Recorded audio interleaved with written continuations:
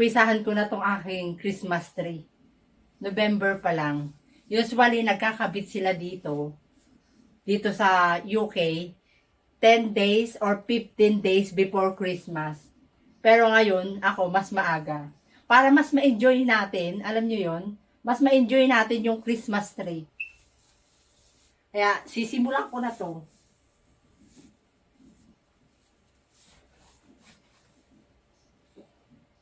Yan.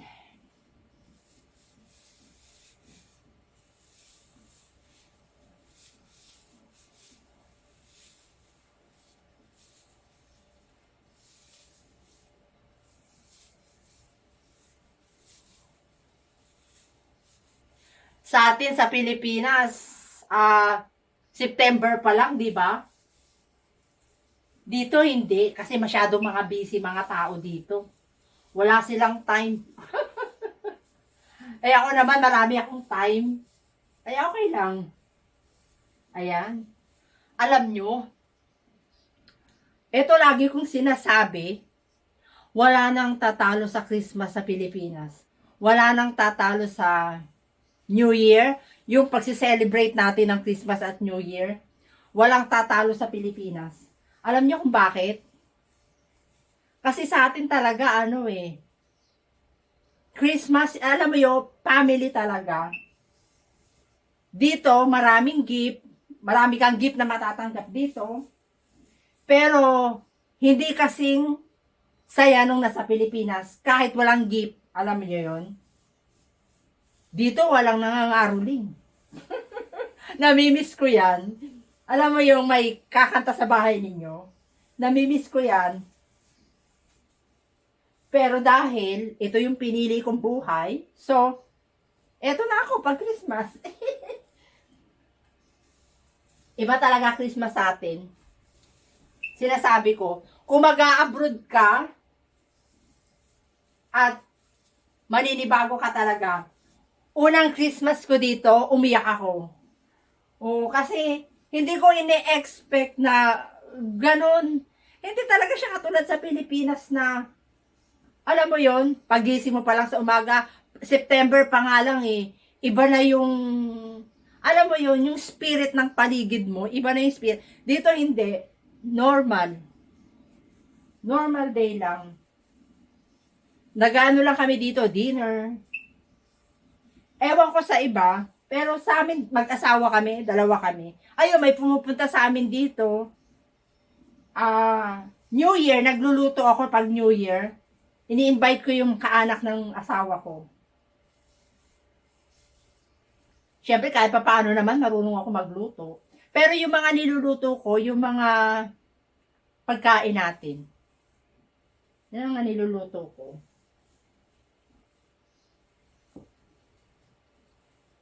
Ayan, okay na yung first. Second is this one. Ayan. Ba't parang mali? Ito pala yung first. Ito pala yung first. Ito yung second. Oh my God! Mali! Pero okay lang. Lagyan natin siya dito. Ito pala yung first. My God!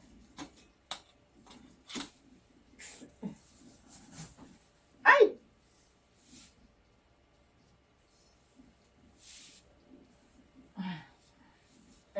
Mali pala. Ay, nakabuhay.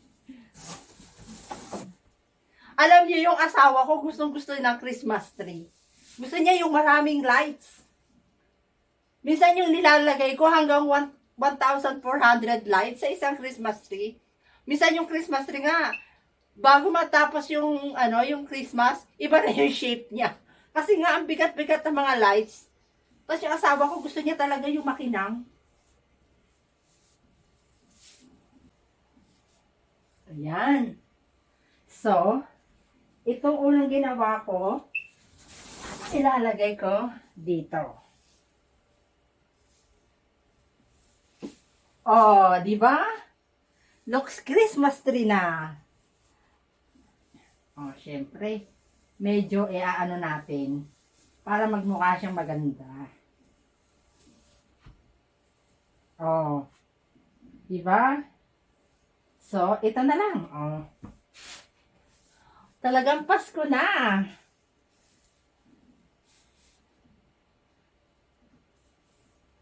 Wish ko lang, no? Kung pwede mo lang idala dito lahat ng kaanak mo kapag Christmas. Kaya lang ang mahal ang pamasahe.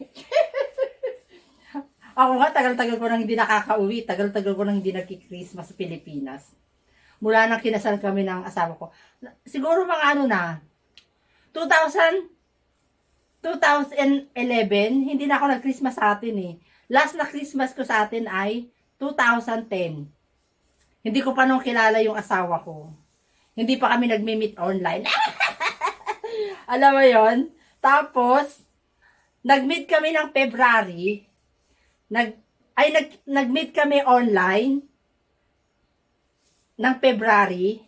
Yung nagkakilala kami. Tapos, so constant chat, 3 months ata.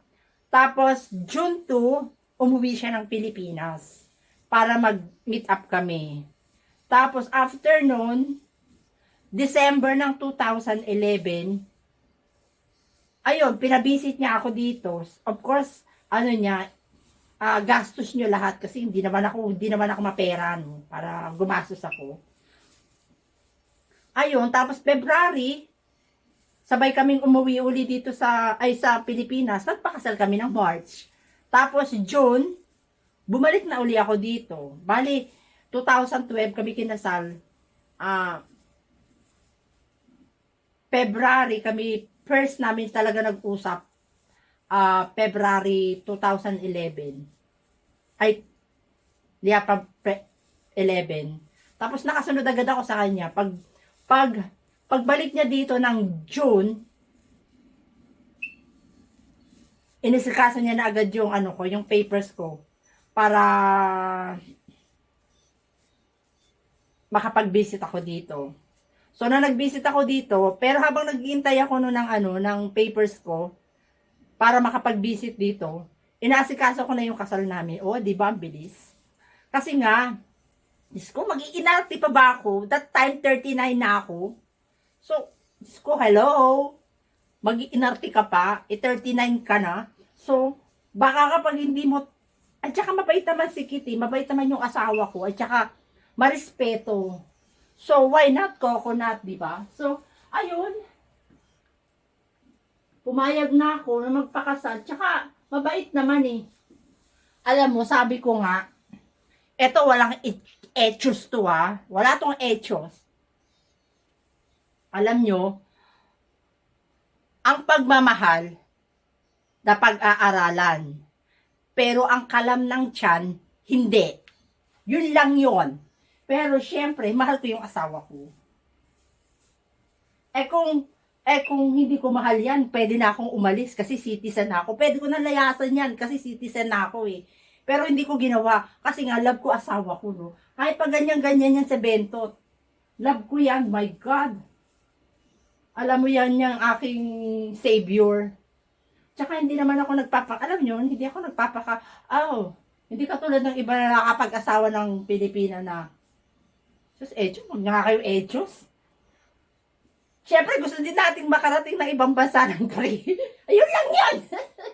Huwag tayo magpaka-plastic. Tigilan nyo ko. Ayan, maglalagay na ako ng light. So, sandali lang, kukunin ko yung light. Tira! 7 na. How many? Let me see how many. 6 na roll yun ng may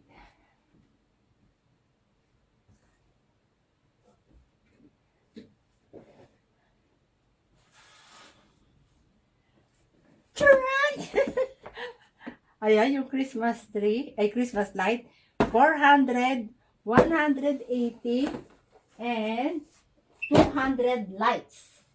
Nasa na ba yung 200? Ayan, dalawang 400. dalawang 400, isang 200, 180, and then more.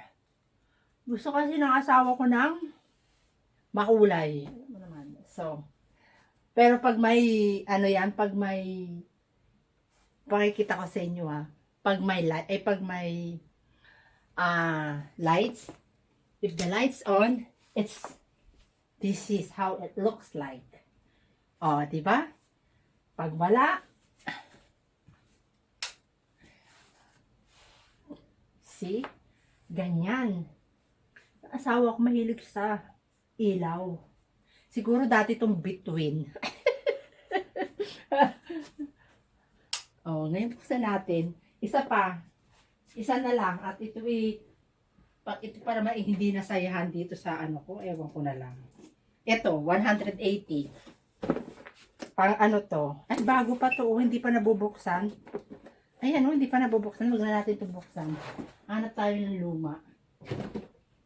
Ito. Bago pa yun, hindi pa nabubuksan. Ito, luma na to. Ayan, ayan. Ay, last na ito. Ay, ang pangit. Bakit may dalawang may dalawa sa loob? So, it means, bulag to. Tingnan nga natin. Pangit naman ito. Ayan, number 7. Tamang-tama, may number na siya. Wait. Ano ba ito? Ayan. Gaganyan mo siya, tapos, ilalak mo. Yan. Yan. Taong-taong ganito yung ginagawa ko. Ayan number 7. So, may number na siya. Huwag na natin siyang guluhin. Huwag na natin siyang anuhin. I-altered. Ano na lang naman siya eh. Sa Pilipinas dati ano pa ako sa kapitbahay namin. Tuwang-tuwa ako pag nag-Christmas tree sila. Sabi ko dati, nung paglaki ko, bibili ako ng malaking Christmas tree. Hindi pala ako ang bibili ng Christmas tree paglaki ko. Hindi kasama ko. Ayan, diba? Ilalagay natin yan lahat. So, dyan muna kayo. Ayan. Nailagay ko na yung balls. Ganyan lang kasimple yung Christmas tree ko. Every New Year, every Christmas. Nakakapagod din, pag mag-isa ka lang. Hindi mo maasahan yung asawa ko eh. Ano naman yan? Taga-masid lang. Ayan. Tingnan natin pag walang ilaw.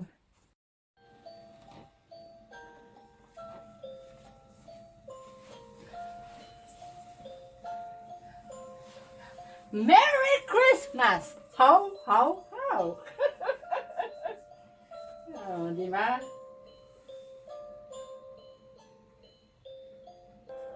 Para ipakita ko sa inyo. Para namang napakaganda, para ipakita pa. Pero syempre, gusto ko lang makita ninyo kung paano ako magdekorasyon. napaka simple lang, okay? Ano naman ang ganda-ganda. Pinagmalaki ko pa ako sa gagawin ko na yan doon. Inabot na ako ng gabi.